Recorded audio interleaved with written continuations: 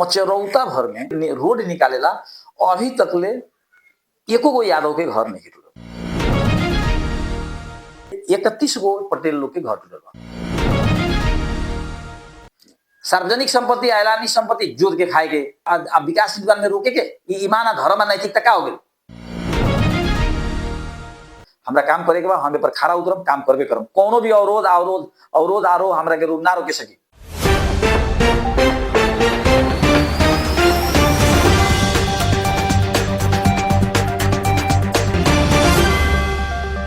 दर्शकबिन नमस्कार। पचरौता विशेष में अपने के फिर से बहुत बहुत स्वागत बटे। आज हमने के बातचीत क्रम पचरौता से संबंधित रह के यानी कि पचरौता के आसपास के इर्द गिर्द के जितना भी गतिविधि बा वो विषय वस्तु पर रह के अपने लोगों के बीच में हमने को उपस्थित भेल बानी और अपने हम सामने जो देख रहल बानी हमने के बानी पचरौता नगर पालिका के नगर प्रमुख श्री जलंधर सिंह जी। ऐसे उनका से समसामयिक विषय वस्तु पर भी बातचीत करम। बहुत ऐसा अभी पचरौता में जो विकास के लहर आगे बढ़ रहा बा तो कुछ सामाजिक तत्व जो विकास विरोधी जगह कहल जाले वो अपना पिछला विगत के दिन में कुछ ना करके आज जो विकास के गति जो पचरौता में बढ़ रहा बा ओकर के अवरोध करके कहीं ना कहीं वो अपन असफलता फिर से एक बार दूसरा पर थोपे के साबित करे के जो प्रयास हो रहा बा ये विषय में रह के हमने के बातचीत करम। मेरे सब कार्यक्रम में अपने बहुत बहुत स्वागत बा जी, धन्यवाद। अपने खास करके आज बातचीत करम बेनौली वार्ड नंबर 7 के जो अपने रोड निकाल रहा बा तो रोड कहीं ज्यादा बा कहीं पात्रे अपने निकाल रहा बा ऐसा काहे बा? ज्यादा पातर जैसे पहिलका मेयर साहब जे जीतर लाल रमेश जी 2074 के बाद में वो लोग एगो रोड के वर्गीकरण कैलक। करीब करीब मैंने देश के सभी पालिका में उस समय में आयल जी क ख ग घ वर्ग में वर्गीकरण करे जी। तो बेनौली में भी क ख ग घ वर्ग के रोड निकल जी। 12 फीट से शुरू भेल सबसे निचला और बड़का अपने के 30 फीट लेवा जी। अब में रोड के क्रम में हमनी के एगो मिनिमम जो लोग के मापदंड बा ओकरा में हमनी का जहाँ लोग के रास्ता कम सार्वजनिक रास्ता कम बा आ लोग के जमीन लेवे बा वहाँ हमनी का तो जहाँ 20 बा जहाँ 20 बा जहाँ 20 जहाँ 22 बा जहाँ 22 जहाँ 30 बा जहाँ 30 वो लेखन निकाल देता नहीं। लेकिन जहाँ रोड कम हो रहा बा ओकरा के हमनी का क्या कर रहे दोनों ओरी जाए के पड़ता आधा आधा ऐलानी निकाल के दोनों ओरी के नंबरी पुआ के बीच में बाँचता ओमे घटता तो दोनों ओरी ले जाके हमनी का पुआ जैसे ऐसे हमनी का जहाँ रोडे कम बा वहाँ लोग के जमीन तो तुर के बेसी ज्यादा निकाले के पड़ा। लेकिन ऑलरेडी जहाँ रोड ज्यादा बा ऑलरेडी जहाँ रोड के जमीन बेसी बा जैसे स्कूल से लेके पानी टंकी तक रोड के जमीन ज्यादा बा तो ज्यादा बा तो हम एक गाँव लोग के जगह लेके रोड निकाल रहा बड़ी नंबरी जगह भी थोड़ा बहुत आवश्यकता पड़ रहा बा बहुत कम वैसन बा। और कुछ जगह अगर ज्यादा बा ज्यादा रोड बा तो ओकरा के हम केकरा के दे दू कौना व्यक्ति के दे दू नगर प्रमुख का ऐलानी जगह या जोन प्रति ऐलानी या जोन किस्म के लालपुर जब बाहे के नंबरी बाहे की जगह बा उन नगर प्रमुख का देवे के अधिकार नहीं है। नगर पालिका के केहू के रजिस्ट्रेशन करे के अधिकार नहीं है। जैसे हम नहीं दे सके रोड में ओकरा के लेबे करम आ उ केकरा ला बन रहल बा पचरौते के जनता ला बन रहल बा। अगर बेनौली में आज बनी तो बेनौली के जनता ला बन रहल बा बेनौली के जनता ला ही ना वो तो और जगह के लोग आई सभी लोग ला बन रहल बा। आज हमने जो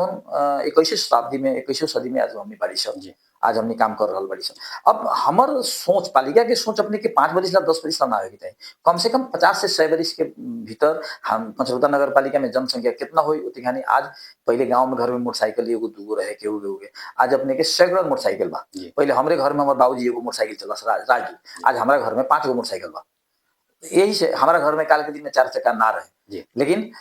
मोटा मोटी 2012 से सन 2012 से हमारा घर में हमनी कार किन ली सब और भी मतलब लड़का सब और भाई सब डॉक्टर बा उ सब भी कार किन रहल बा भाई बुआरी सब उ सब भी कर रहल बा। तो ऐसे ही तो अपने के आवश्यकता रिक्वायरमेंट हमनी के भौतिक सुविधा बढ़ते जा रहल बा वो अनुसार रोड संरचना के बढ़े लोग के जनसंख्या बढ़ते जा रहल बा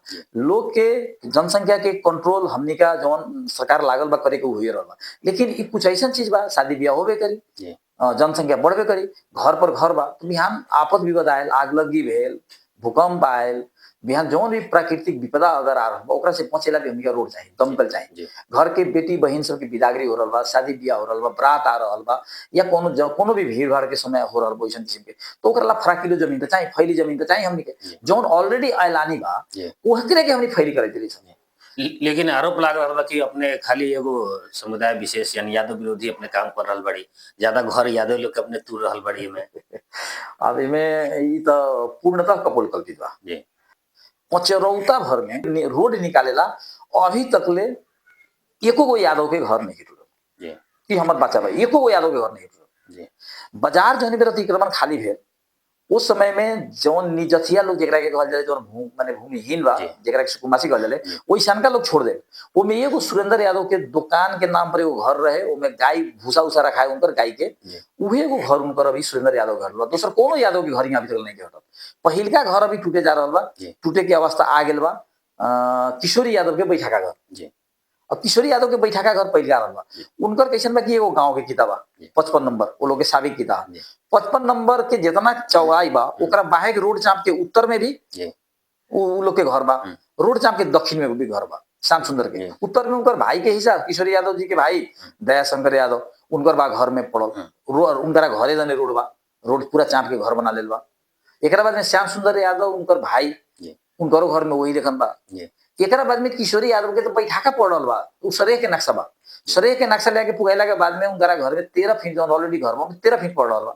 वो लोग अपने 10 बेर ना 50 बेर ना पाल सब कुछ कर रहे, नापी गलत बात अपने बतवा लू करवा लू, हलावे ना देवे, कामे ना करे देवे के विकास और रूट करे के। 3 साल से ई मठ के अगाड़ी से जो ट्रांसफार्मर लंग से लाइन रास्ता निकले के काम दिल बा 130 का आर्थिक वर्ष बा। आषाढ़ में भी उना तुरे दिल, हमने के भी बुझली के अब आषाढ़ आ गेल, पानी के समय आ गेल, छोड़ दिया। फिर सावन में जब पानी कम भेल उनके सावन से शुरू कैली, अभी तक लोग पूरे नहीं कर देते, खाली हेने होने दुनिया के मुद्दा करावे के। कभी ब्रह्मनारायण यादव के नाम से स्टे ऑर्डर करावे जाए के, कभी रामचंद्र स्मार्ट साहब के करावे जाए के, विभिन्न नाम से जाके करा के अदालत कहीं भी स्टे ऑर्डर नहीं करे।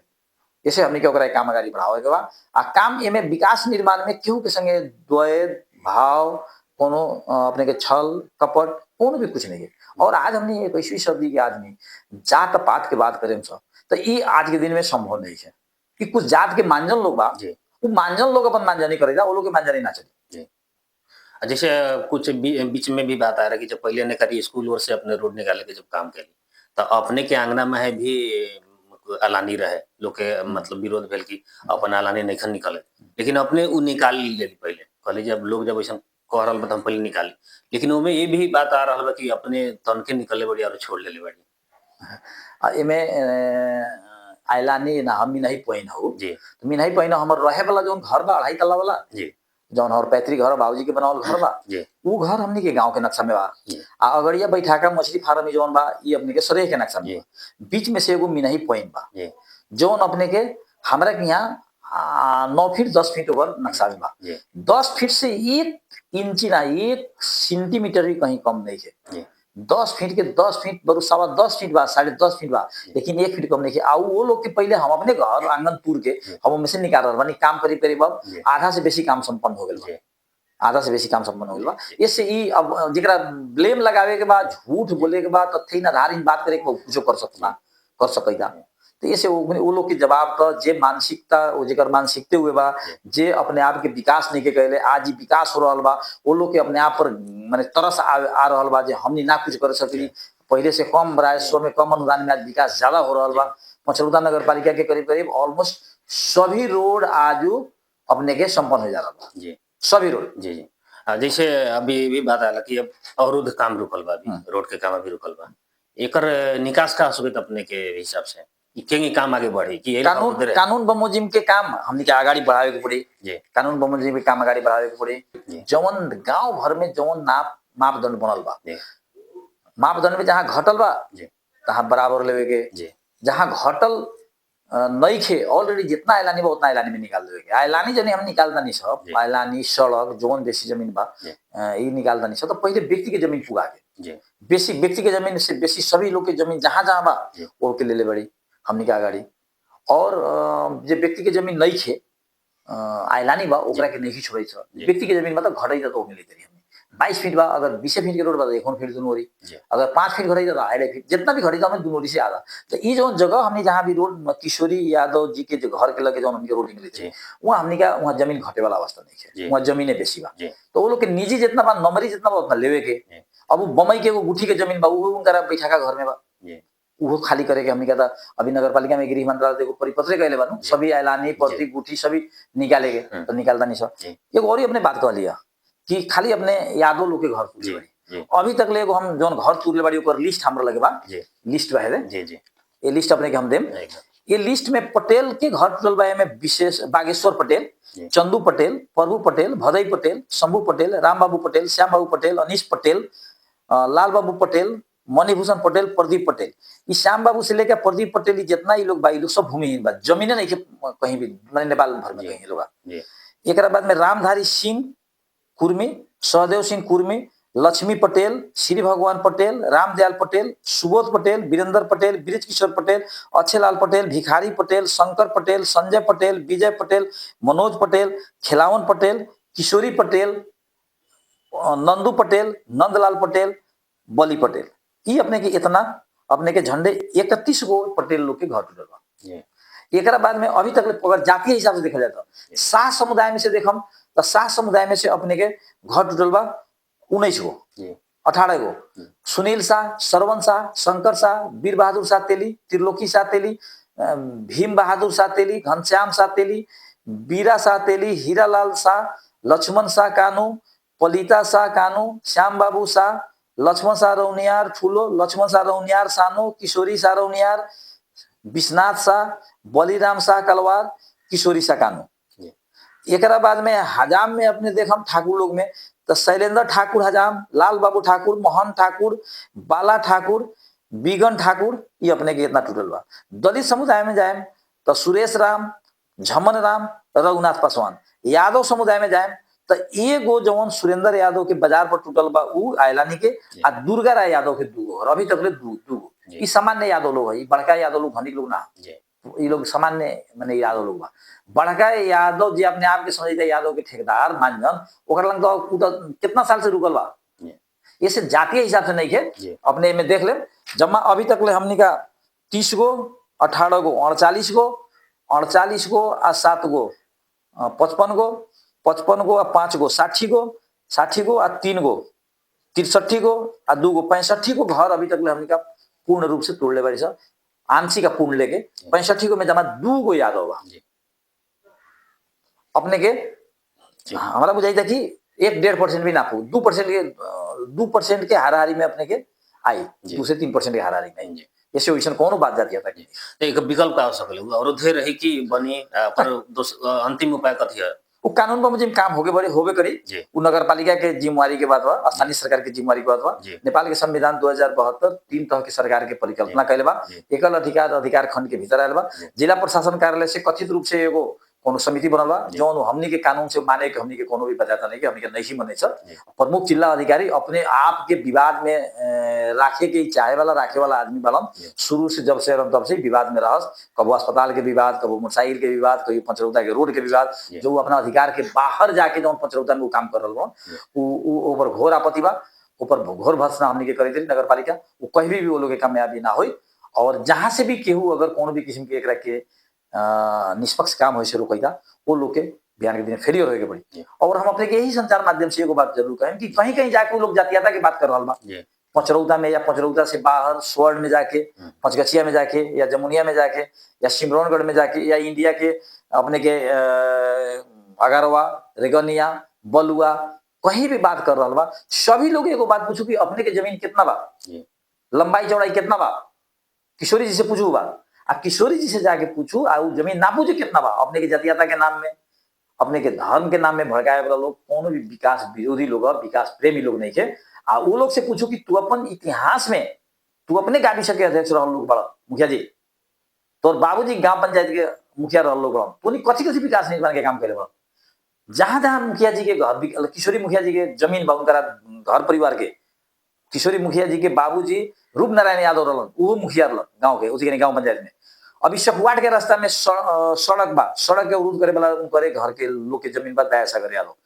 पूरा सड़क 12 आना सड़क उनका रोड में बा, उनका पोखरी में चल गए बा वो तही बा। हेलंग अलगे शिवराज के बांस के अगाड़ी सारा रोड के जमीन पोखरा में हाँप के रख ले हमनी के जाके ओकरा के अतिक्रमण हटा के पोखरा के रोड जमीन भर के रोड निकालता नहीं सब। जहां भी उनका लगे जाओ बर्थिंग सेंटर में वही लेखन बा। लक्ष्मीनिया पोखरी के जगह उनका पोखरा के भीतर बा मोटा मोटी 10 कट्ठा से ज्यादा। वो यही लंग अपने के कुतरहिया पोखरा में ऐलानी जमीन झंडे झंडे 1.25 बीघा जमीन भोग कर रहा बड़ा ऐलानी पोखरी कुतरहिया पोखरी। ओकरा बाद में डबड़ा पोखरी के उहे लोग बा जतियाता करे वाला लोग बा। आज सरेवा पोखरी उहे विष्णुदयाल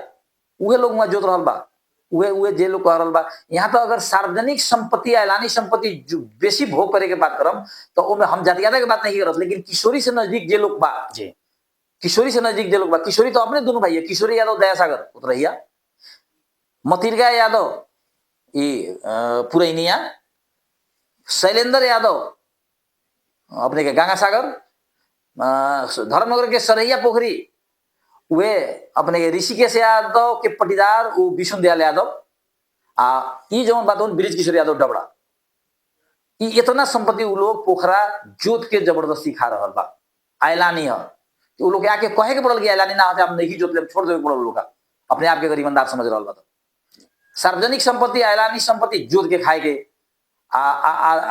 विकास में रोके के ईमान धर्म और नैतिकता का हो गई।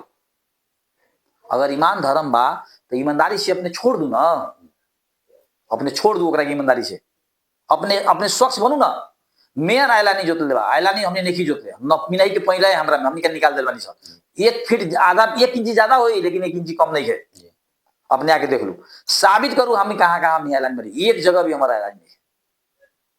एक जगह भी ऐलान नहीं के जार लग बात छोड़ देली। हमरा पोखरा में हमारा 8 भस के रहे वो किला हला के हमने का माटी भरे जरी छोड़ देल बड़ी सब। आज 7-8 फीट पोखरा में भी रहे।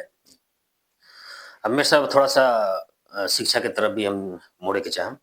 जैसे अपने बजट के 60% अपने शिक्षा में लगानी कर रहा बड़ी। मधेश के शिक्षा के स्तर अगर देखा जाता है एकदम माइनस में बा, 0 माइनस में से भी खत्म बा एकदम। तो पूरा मधेश के शिक्षा स्तर जब खत्म बा, नीति मध्य सरकार के हो चाहे केंद्र सरकार नीति के अनुसार हो चाहे जेंगे जहाँ भी कमी कमजोरी हो, अपने एकरा के कैसे मतलब सुधार कर सकीला? देखो अगर सरकार की नीति देखल जाए, जो सरकार की शिक्षा नीति बा संघीय सरकार कभी भी संघीय सरकार के माध्यमिक निमा भी आधारभूत माध्यमिक शिक्षा स्थानीय सरकार के बा। लेकिन जो शिक्षा आयन बा वो अभी भी पहले के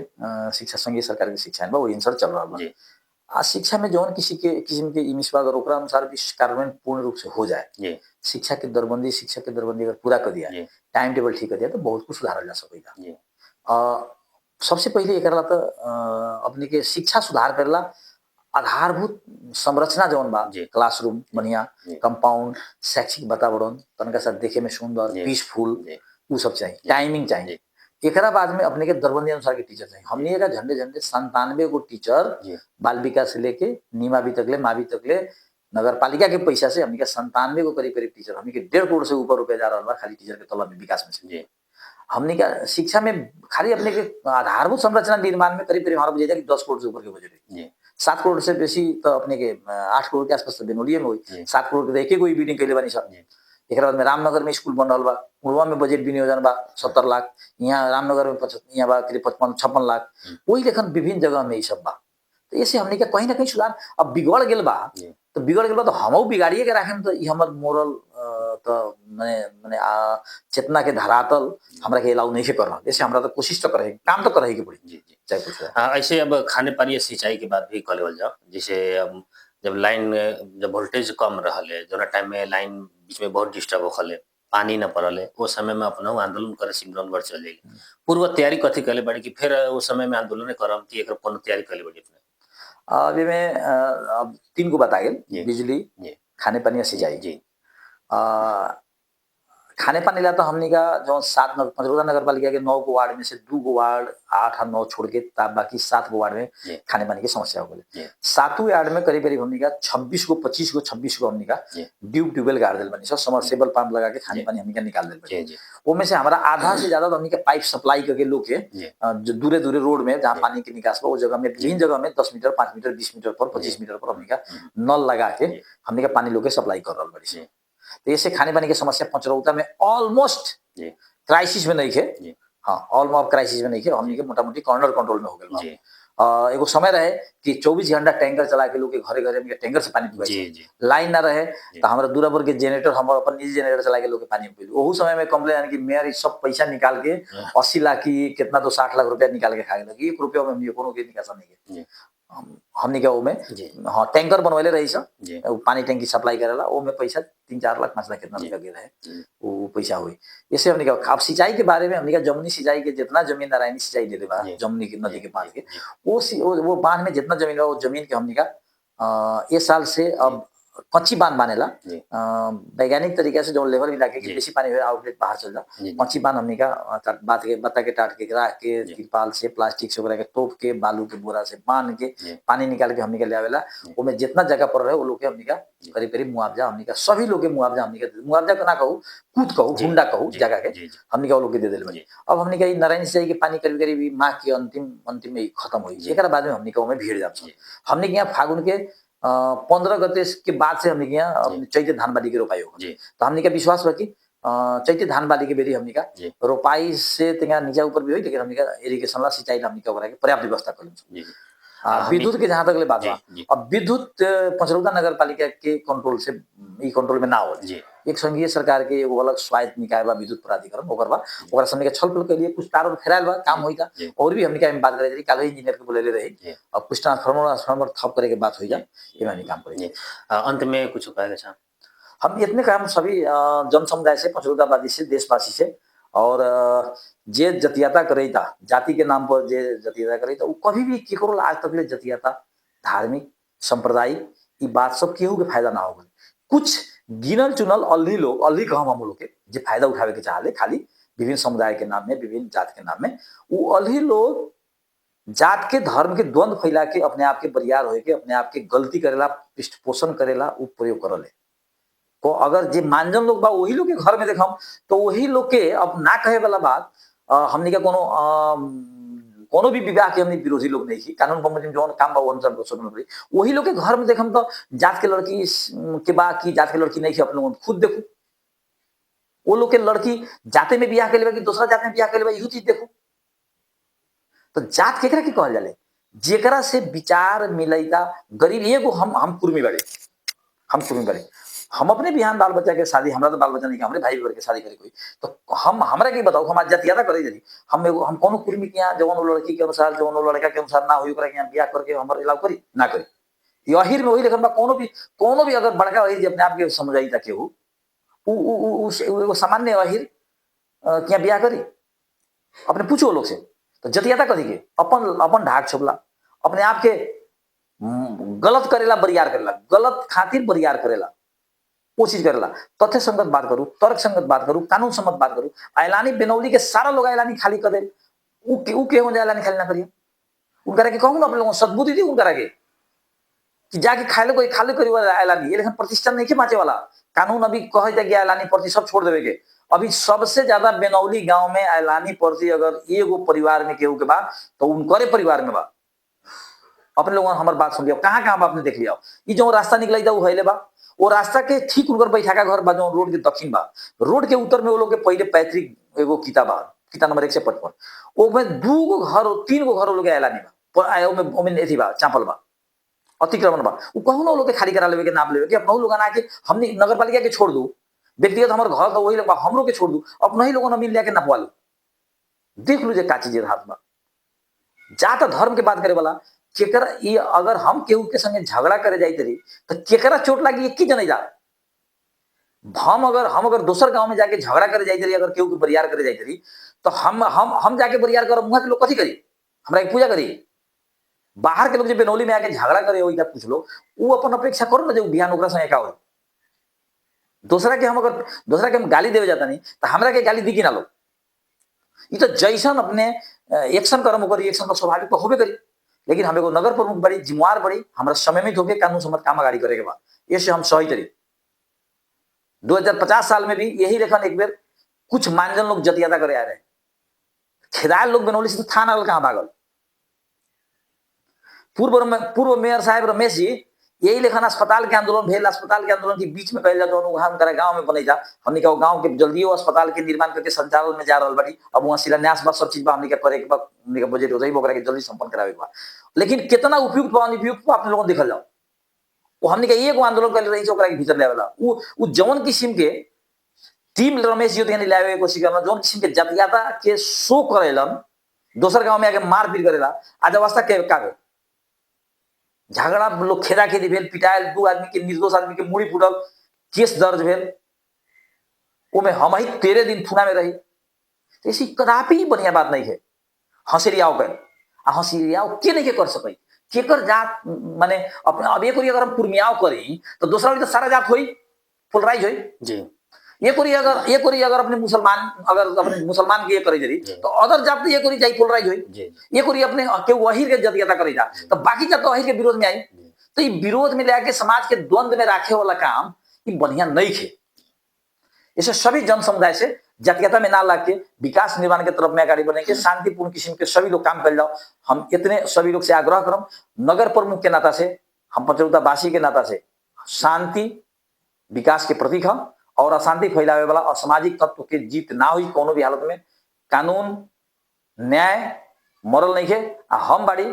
काम करबे करे के पड़ी, हमार व्यवस्था बा, हमरा के अपने जिता के देले बड़ी 5 वर्ष ला जो अपने अनुमोदन कर दिल बड़ी जनता लोग हमरा काम करे के बा, हम पर खड़ा उतरम, काम करबे करम। कोनो भी अवरोध आरोह हमरा के ना रोके सकी, हम काम करम। हम दृढ़ निश्चय बड़ी, हम यो जनिले कि जेकर जन्म बा ई पृथ्वी पर एक दिन ओकर अंत भी सभी लोग के ओकर बा। ईश्वर ना केहू भी एगो सांस कम दी और ना एगो सांस ज्यादा दी, ओकरा जीवन में जितना सांस निकले हुई उतना सांस ओकरा ले के पड़ी। ऐसे मृत्यु से डराए वाला आ धाक धमकी से डराए वाला समय ही नहीं है। सभी लोग में ये बात पर मनन करूं और बिहान के बड़का खतरा से समाज के बचाऊ। हम इतने कहते सभी लोग से हाथ जोड़ के विनती करे करी, नम्र निवेदन बा, शांतिपूर्ण प्रक्रिया में ईमानदारी से अपन सभी लोग अपन संरचना हटाओ। पचरौता नगर पालिका वार्ड नंबर 1 से लेके वार्ड नंबर 9 तक के बीच में जेकर भी अगर कानून विपरीत अगर संरचना बा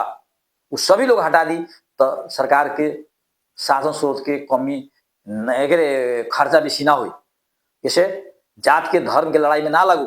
ना कुर्मियाओं लागे के बढ़ल, ना हिराओं में लागे के बढ़ल, ना साउगाई में लागे के बढ़ल, ना दलित में लागे के बढ़ल, ना मलाह में लागे के बढ़ल, ना बीच में लागे के बढ़ल। ये नेपाल के नागरिक, नेपाल के संविधान अंतर्गत सभी के सम्मान हक अधिकार बा, सभी लोग सुनिश्चित कैले बा। सभी लोग एक किस्म से रहो, हमारे इतने विनती बा, निवेदन बा, नियोरा बा। धन्यवाद, नमस्कार जी। समय देने खातिर अपने के बहुत बहुत जी धन्यवाद।